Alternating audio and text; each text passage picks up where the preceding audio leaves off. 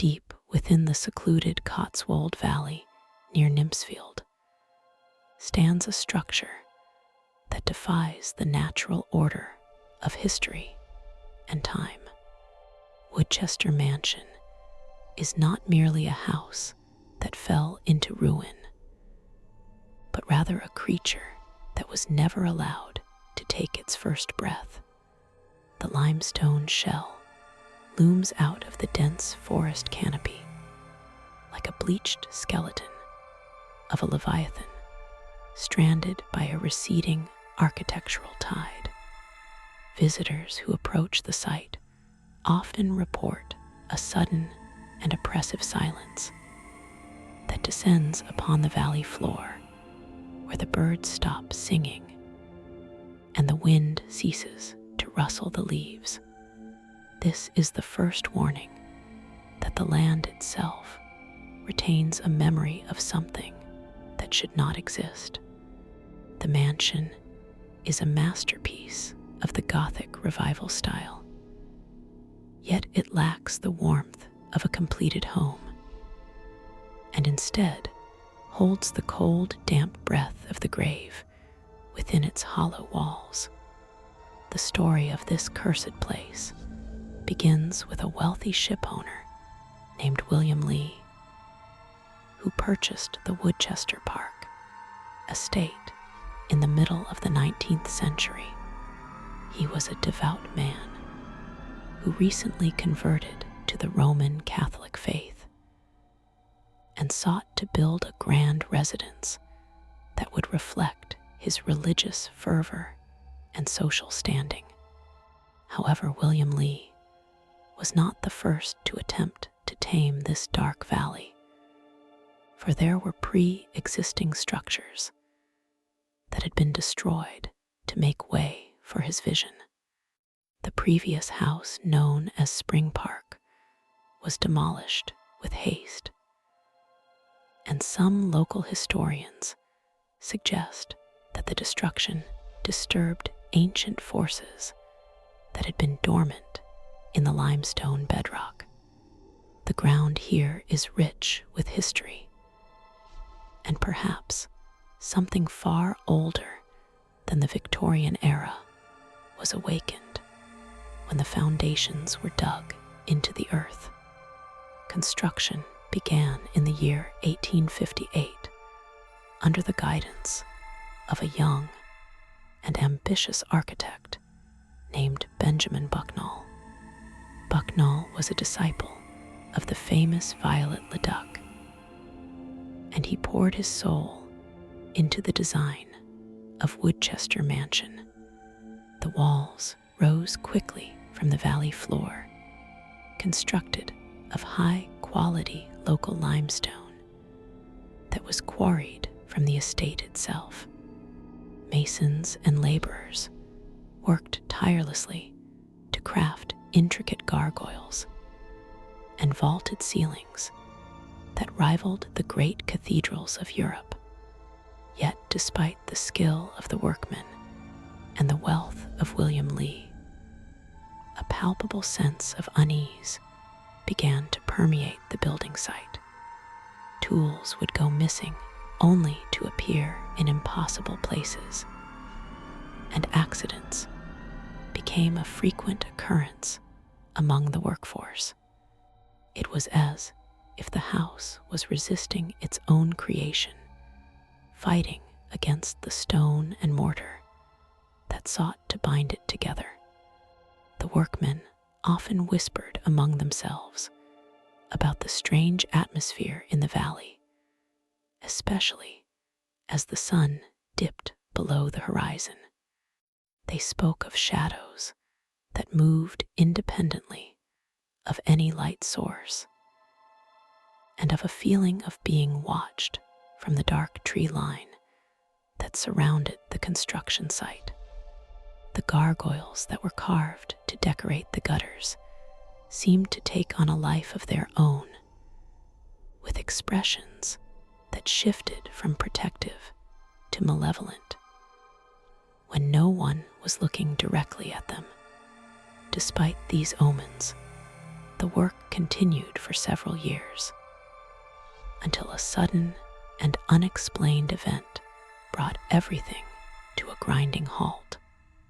In the year 1870, the workers downed their tools and left the site, almost instantly leaving the mansion in a state of suspended animation that it retains to this day.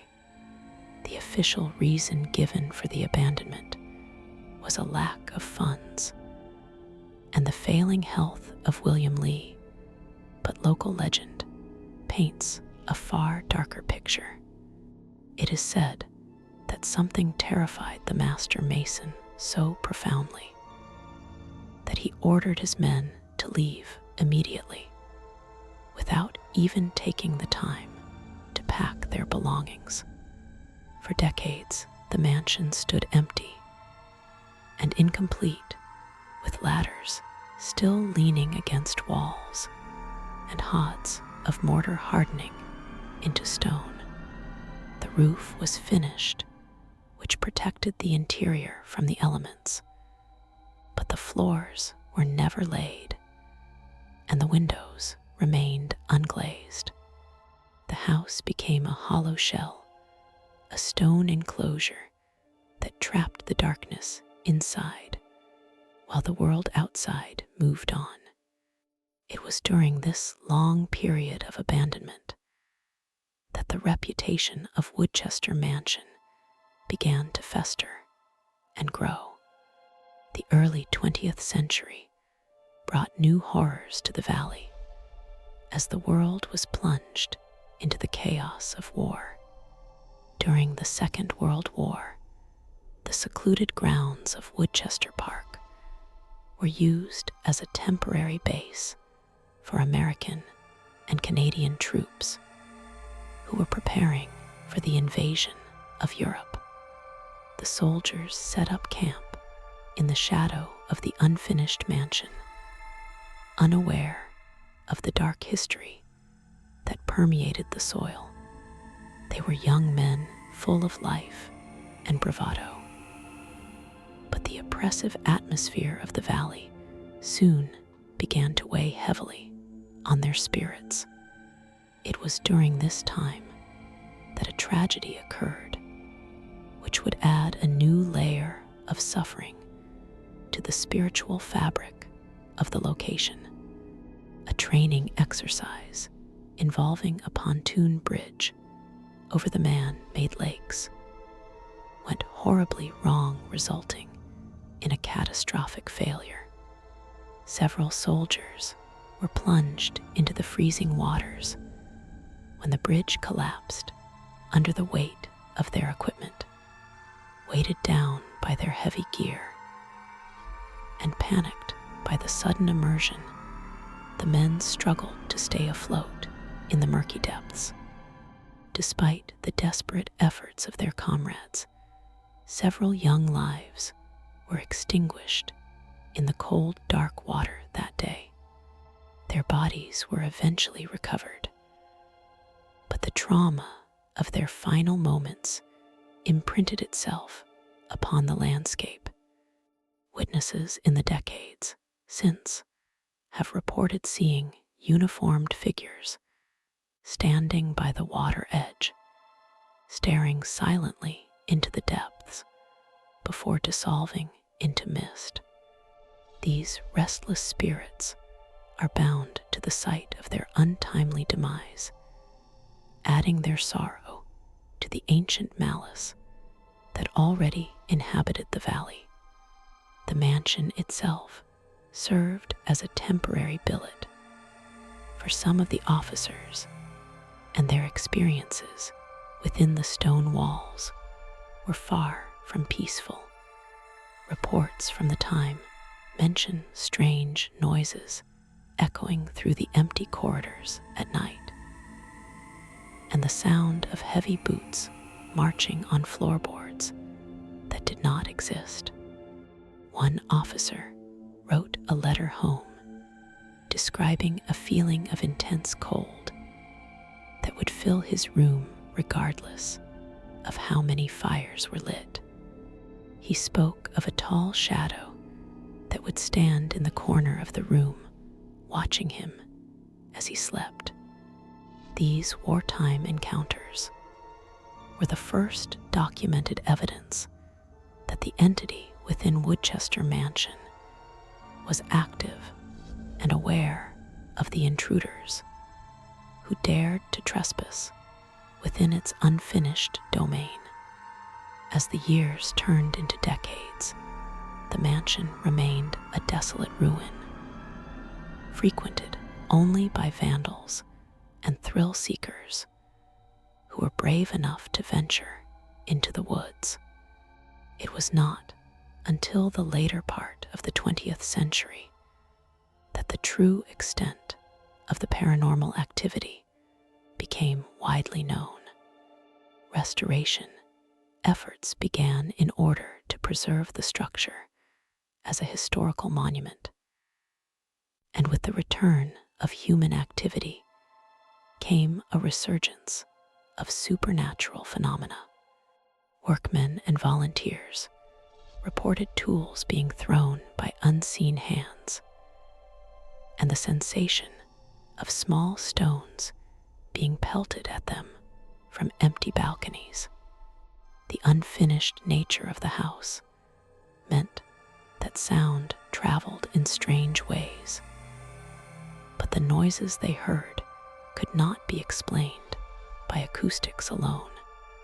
One of the most active areas in the mansion is the chapel, which William Lee had intended to be the spiritual heart of his home. It is a beautiful space with a high vaulted ceiling and intricate stone carvings that testify to the skill of the Victorian masons. However, the chapel is also the domain of a tall, imposing figure, often described as a monk or a priest. Witnesses have reported seeing this figure standing near the altar or moving silently through the stone archways. The air in the chapel often carries the distinct scent of burnt tallow candles, even though no open flame has been lit there for over a century. This olfactory manifestation is often accompanied by a sudden drop in temperature that chills visitors to the bone. The entity in the chapel does not seem to welcome the presence of the living, and many people have been overcome with a wave of nausea or dizziness upon entering the space. Some sensitive individuals have collapsed completely overwhelmed by the intense spiritual pressure that radiates from the stone walls. It is believed that this figure may be connected to the religious history of the site, or perhaps it is a manifestation of William Lee himself, forever mourning the incompletion of his grand design. The sadness in the chapel is palpable, a heavy blanket of grief that smothers all joy and leaves one feeling drained and empty. It is a place where faith was intended to flourish, but where only sorrow has taken root. Moving deeper into the mansion, one encounters the kitchen area, which has its own resident spirit. This entity is described as a man of shorter stature who appears to be dressed in working clothes typical of the 19th century. He is often seen standing in the shadows of the large fireplaces or disappearing into the pantry. Unlike the solemn figure in the chapel, this ghost seems to be more agitated and aggressive. Visitors have reported hearing the sound of pots and pans being crashed together, even though the kitchen has been empty of such items for generations. This poltergeist activity suggests a frustration that has not diminished with the passage of time, a rage born of unfinished labor and unfulfilled purpose. The most terrifying encounters, however, take place in the cellar, a dark and damp labyrinth of stone arches that runs beneath the entire house. This subterranean level is the domain of a dark entity that is believed to be much older and more dangerous than the human spirits that wander the upper floors. Paranormal investigators refer to this being as an elemental or a guardian, a force of nature that is hostile to human life. The atmosphere in the cellar is thick with malice, and many people have been physically attacked while exploring its depths. Scratches, bites, and bruises have appeared on the bodies of visitors who dared to linger too long in the darkness. There is a specific corridor in the cellar that seems to be the focal point of this dark energy. It is a narrow passage where the air is stagnant and the silence is deafening. Those who walk down this corridor often report the sensation of being followed by something large and predatory. The feeling is not just of being watched, but of being hunted. Some have heard a low growl emanating from the shadows, a sound that vibrates in the chest and triggers a primal fear response. This is not the ghost of a dead man, but something else entirely, something that feeds on fear and thrives in the absence of light. It is the unfinished business of the earth itself, reclaiming the space that was stolen from it. Above the cellar on the first floor lies another room with a notorious reputation known as the bathroom. It was never plumbed and never used, yet it is the site of one of the most disturbing apparitions in the mansion. Witnesses have reported seeing a floating head in this room, a disembodied face that hovers in the air with a twisted expression of agony. The face is described as pale and gaunt with hollow eyes that seem to stare right through the viewer. There is no body attached to this horrifying visage, and it often vanishes as quickly as it appears, leaving the witness questioning their own sanity. The origin of this spirit is unknown, but its presence adds a surreal and nightmarish quality to the haunting. The unfinished state of the mansion allows for a unique type of haunting, where the spirits are not bound by the layout of a completed house. Ghosts have been seen walking through walls where doors were intended to be, and looking out of windows that were never glazed. The lack of floorboards in some areas means that one can look up from the ground floor and see all the way to the roof, creating a dizzying perspective that disorients the mind. In this vertical shaft of space, shadows can be seen flitting between the wooden beams, high above, moving with a fluid grace that defies gravity.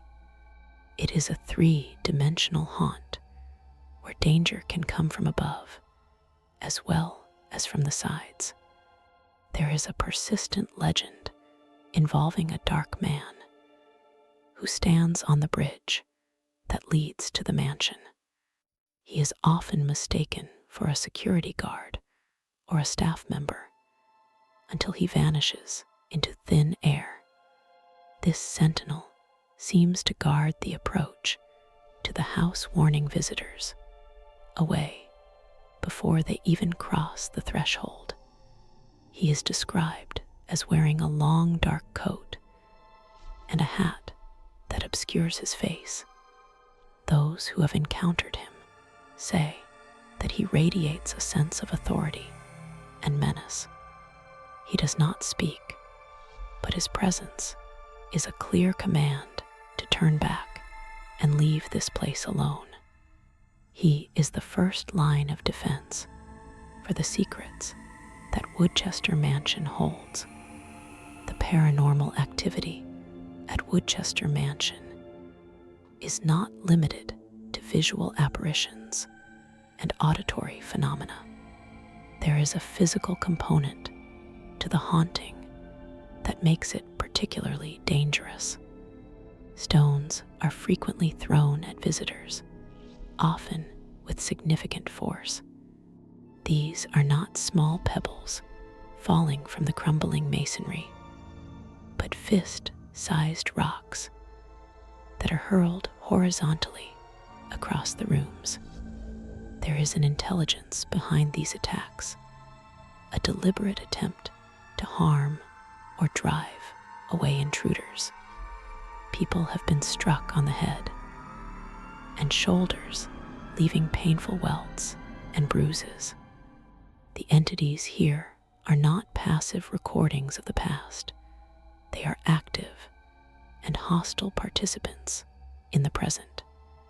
One particularly chilling account comes from a group of paranormal investigators who spent a night in the mansion during the late 1990s. They were set up in the main hall, recording audio and video, when they heard the distinct sound of heavy footsteps approaching from the corridor. The footsteps were slow and deliberate sounding, like hobnailed boots striking the stone floor. As the sound got closer, the temperature in the room plummeted, and their equipment began to malfunction. Suddenly, the heavy oak doors at the end of the hall slammed shut with tremendous force, trapping them inside. Panic set in as they realized they were not alone in the dark.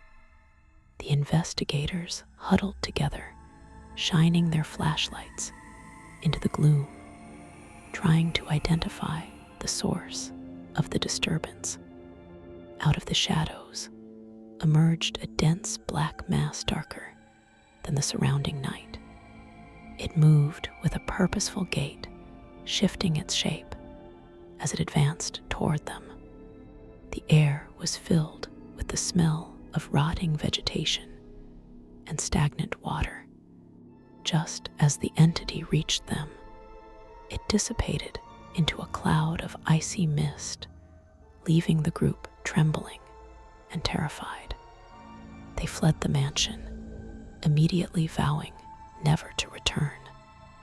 Their recording devices later revealed strange guttural voices that were not audible at the time, confirming that they had been in the presence of something demonic.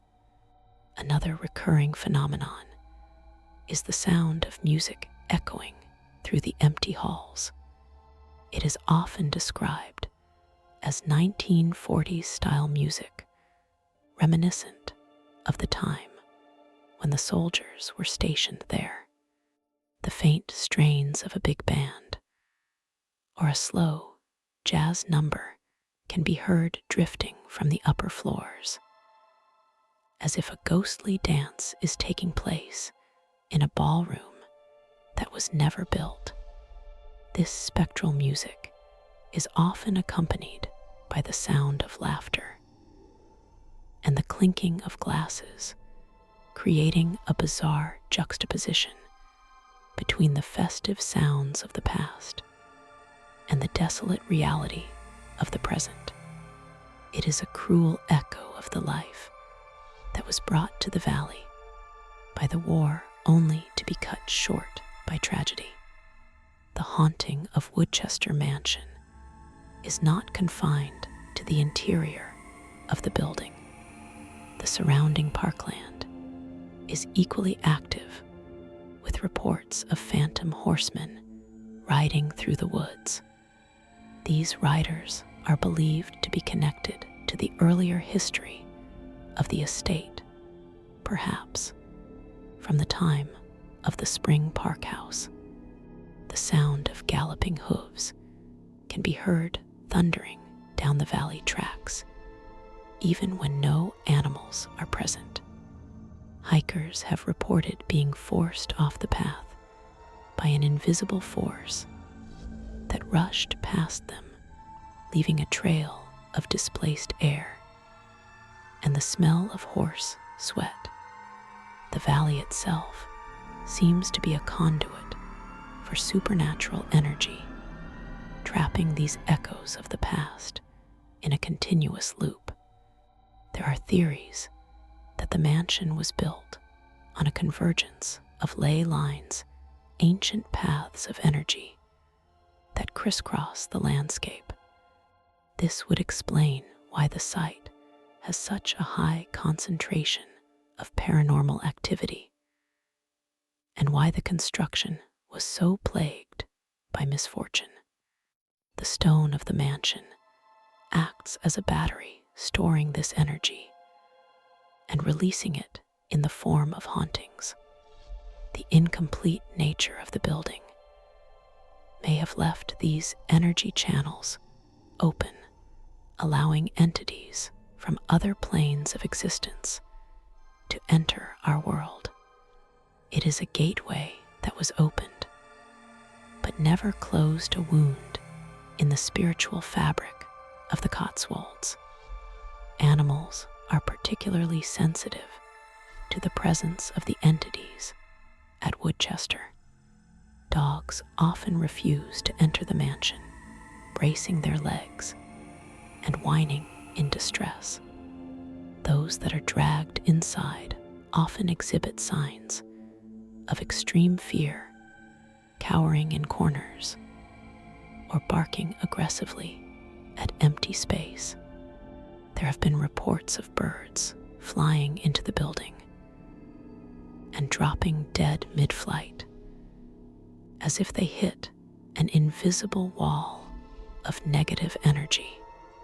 The natural world seems to reject the mansion, recognizing it as an aberration that does not belong. This reaction from animals serves as a potent warning to humans that they are entering a place where the laws of nature are distorted.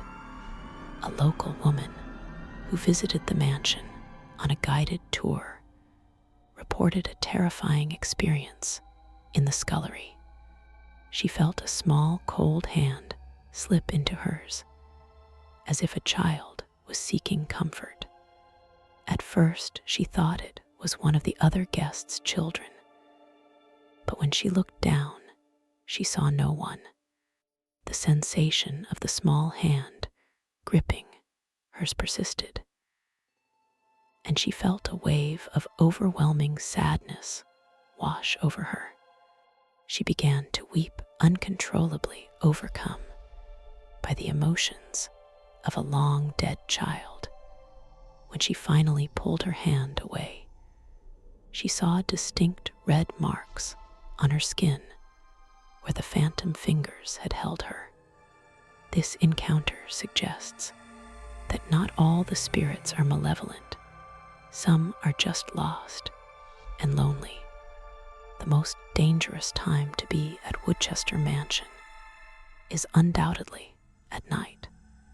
The darkness transforms the skeletal structure into a labyrinth of shadows where every corner could conceal a threat.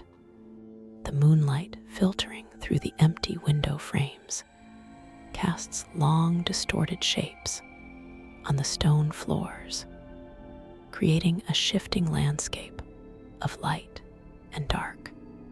It is during these hours that the elemental in the cellar is most active, prowling the corridors like a predator. Night watchmen have reported hearing growls and scratches on the doors of their secure rooms. Some have quit after a single shift, unable to withstand the psychological pressure of being hunted by an unseen beast. There is a room on the second floor that is known for its intense cold spots. Even in the height of summer, the temperature in this room can drop to freezing levels within seconds.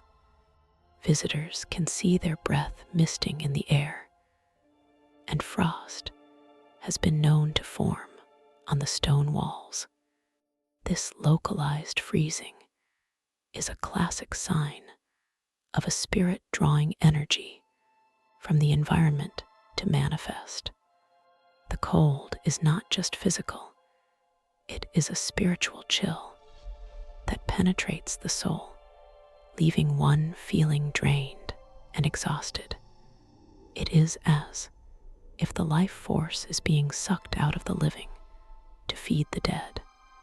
The unfinished nature of the mansion is perhaps its most haunting quality. It is a monument to failure, a dream that turned into a nightmare.